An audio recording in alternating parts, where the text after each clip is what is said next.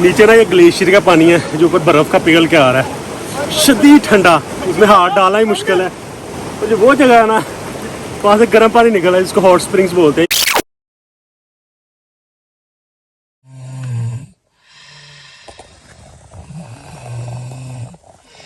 Travel is not about having good time. It's about exploring, experience, learning and adventure.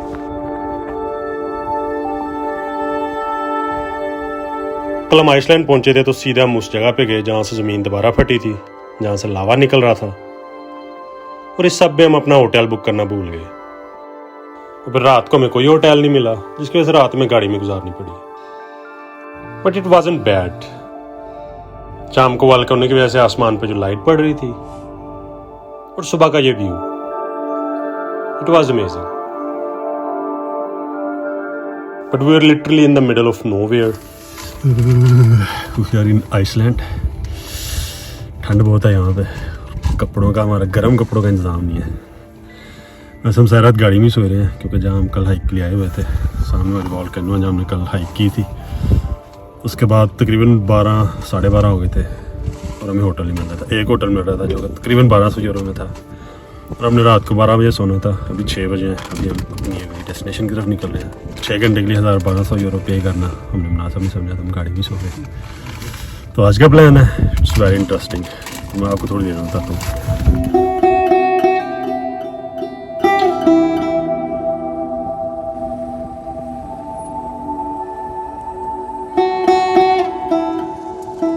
वैसे तो Iceland में बहुत सी activities करने वाली हैं, बहुत कुछ देखने वाला है। But beside that the landscape of Iceland is amazing. These all volcanic mountains जो कि सबसे ज़्यादा ढके हुए हैं, इट मेक्स अमेजिंग सीनरी। तो टाइम निकाल के थोड़ी सी सुपरमार्केट से शॉपिंग भी कर लेनी चाहिए, मतलब ब्रेड वगैरह, चिप्स वगैरह, पानी वगैरह सारा गाड़ी में होना चाहिए। तो हमने ऑफ रोड जाना है, आपको पता नहीं है किस जगह पे आपको क्या मिलेगा क्या नहीं मिलेगा। कुछ ना कुछ खाने पीने का सामान आपके पास होना चाहिए। Could you find bread?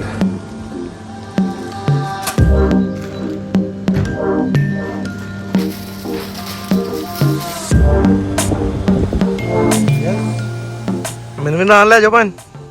Where do you want to go? ਇੱਧਰ ਨੂੰ आ जाओ। ओके। फिर कैपिटल से निकले अपनी अगली डेस्टिनेशन की तरफ, which is a waterfall. And if you are in Iceland, you shouldn't miss this destination.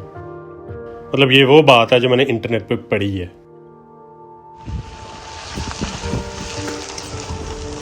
खूबसूरत ये मशहूर मरूफ इंस्टाग्राम की वाटरफॉल है। अगर आप आइसलैंड की वाटरफॉल सर्च करते हैं ना, ये सबसे पहली वाटरफॉल है जो आपको नज़र आती है।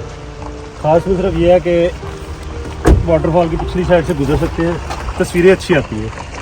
ये बहुत लंबी लाइन यहाँ तक लगी हुई है तस्वीरें खिंचवाने वाले की। हम भी यही करने आए हैं।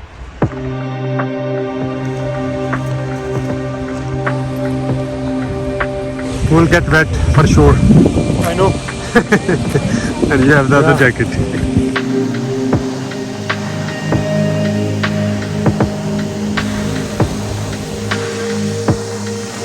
ये हालत हो जाती है।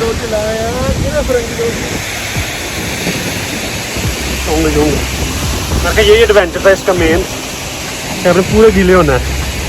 अंदर वाली साइड पे तो शायद पानी नहीं होगा।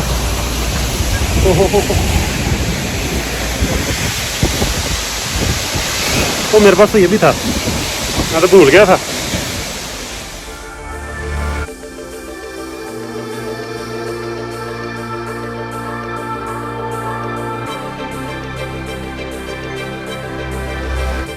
अच्छा, इंस्टाग्राम की तस्वीरों के अलावा ना ऑल्सो एडवेंचर, मतलब जितनी देर आप उस टनल के अंदर रहना ना, आपको और पानी गिरता रहना है हवा की वजह से।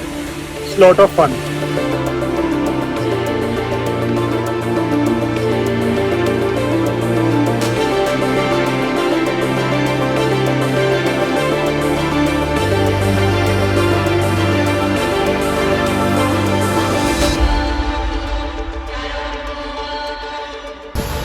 एडवेंचर अपनी जगह और फ्री का शावर अपनी जगह, ऊपर से नीचे तक पूरे गीले। But it's really fun, it's very worth to be here. कभी आइसलैंड चक्कर लगता है, I think you should miss this place.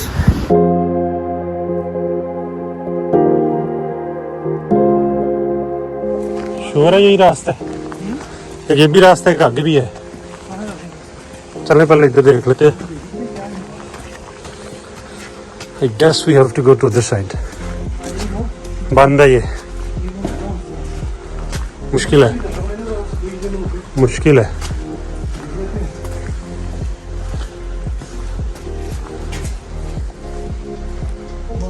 बंद है ना, आ जाओ फिर।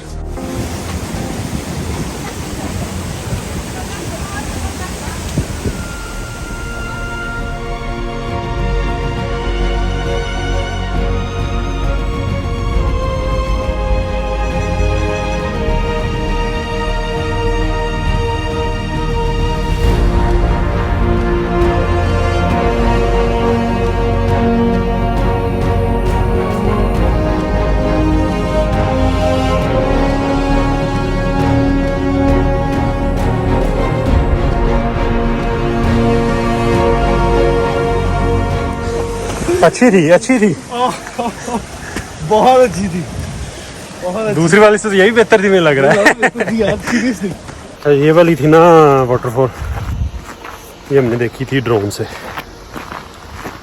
क्या जाकर चेक करते हैं, इसको गूगल पे चेक किया था, उस पर भी अच्छी पिक्चर्स लगी हुई थी, तो वाज आल्सो फन। 3-4 वाटरफॉल है, बाकी तो छोटी छोटी हैं इस इलाके में। वैसे हमने सोचा हुआ था कि हॉट स्प्रिंग्स भी ढूंढने के, यहाँ जगह जगह हॉट स्प्रिंग्स मिलते हैं, तो वो जाकर डिस्कवर करने की कोशिश करेंगे।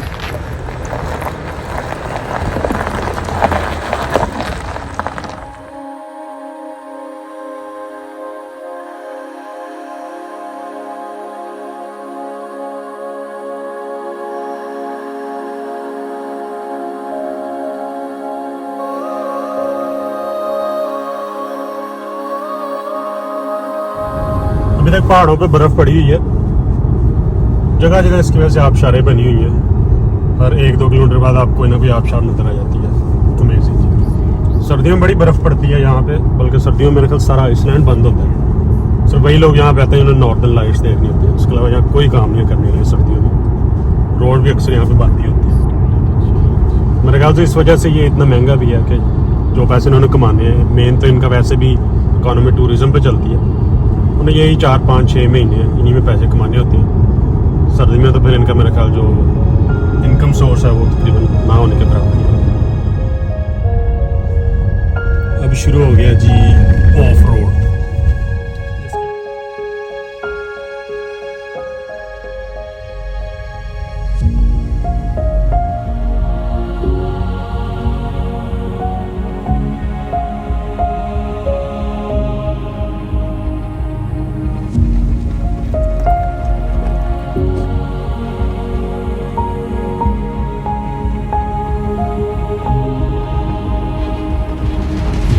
इसी दिन के लिए 4x4 ली थी, इन रोडों पे भी चलानी पड़ सकती है।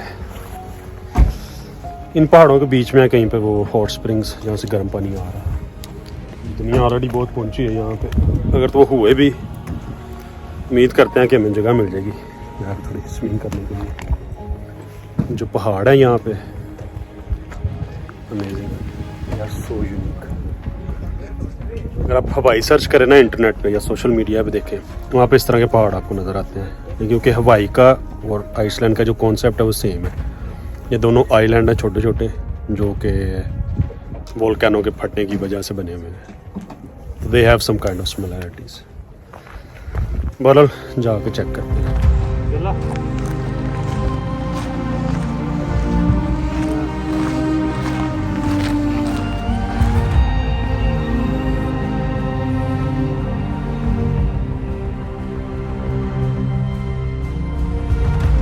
गिर जा।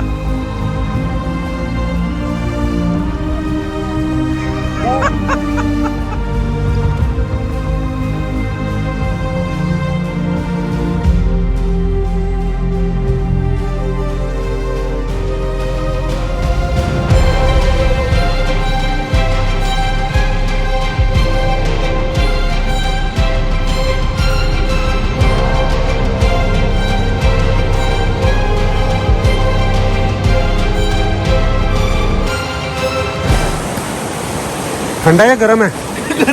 गर्म है। ये कहाँ से आ रहा है?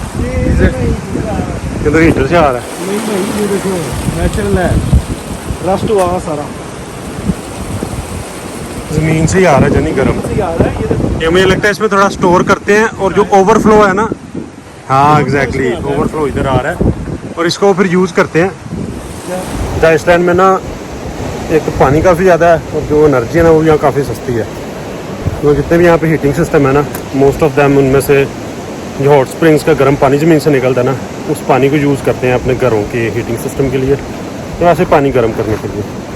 उसकी वजह से काफ़ी एनर्जी अपनी ये सेव करते हैं, तो इसलिए एनर्जी सस्ती भी है यहाँ पे। तो जो पानी है ना वो भी इन्हीं हॉट स्प्रिंग्स या जो ज़मीन से पानी निकलता है, चश्मे, उसका पानी इस्तेमाल करते हैं पीने के लिए भी। तो 15-20 मिनट की वॉक करने के बाद हम उस जगह पे पहुंचे जहाँ पे थर्मल पूल बना हुआ था। ठंडा या गर्म है? बताया जाता है कि आइसलैंड का सबसे पुराना थर्मल पूल है, 1923 में डिस्कवर किया था इन्होंने। लेकिन यहाँ पे पहुंच के ज़्यादा खुशी नहीं हुई। एक तो वहाँ का पानी बहुत गंदा था और ऊपर से बहुत ज़्यादा लोग थे, बट दैट्स अंडरस्टैंडिंग।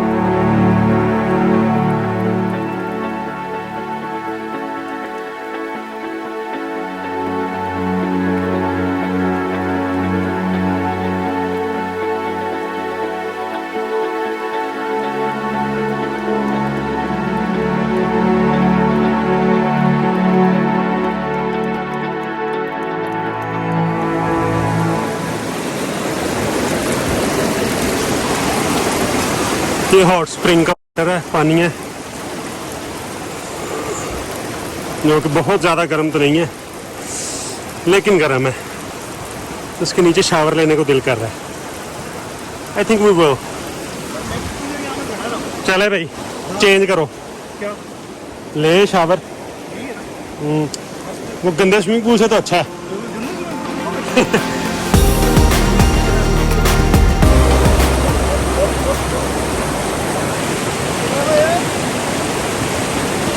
मजे की बात यह है कि ऊपर से गर्म है और नीचे ठंडा या आइस कोल्ड।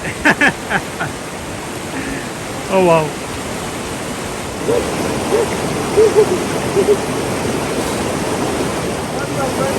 नीचे ना ये ग्लेशियर का पानी है जो ऊपर बर्फ का पिघल के आ रहा है, शदीद ठंडा, उसमें हाथ डालना ही मुश्किल है। और जो वो जगह है ना वहाँ से गर्म पानी निकल रहा है, जिसको हॉट स्प्रिंग्स बोलते हैं। ऊपर कहीं से फट रहा है ये पानी, निकल रहा है आबशार चश्मा, और वहाँ से नीचे आ रहा है।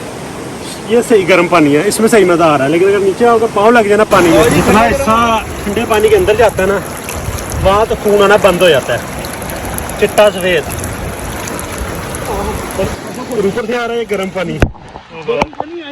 अमेजिंग। जो तो पहला पूल है ना इसमें सारी दुनिया यहाँ पे नहाने आती है, क्योंकि काफ़ी पुराना पूल है। 1900 पता नहीं कुछ 42-24 इस तरह कुछ बता रहे थे, इतना पुराना वो पूल है। उसके लिए एक्चुअली यहाँ पे दुनिया आती है, वो मेन टूरिस्ट अट्रैक्शन है अलग से।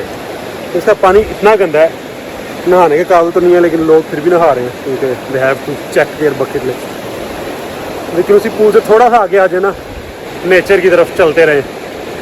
ये है हॉट स्प्रिंग का पानी, ऊपर से कहीं चश्मा गर्म पानी का फूटा हुआ है, इससे पानी नीचे आ रहा है। This is amazing amazing. गर्म पानी, साफ़ सुथरा।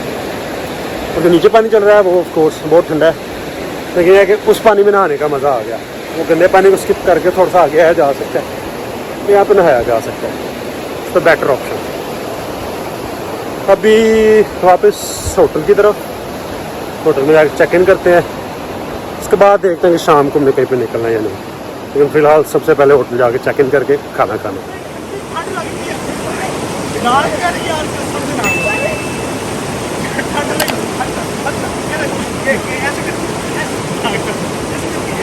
इंसान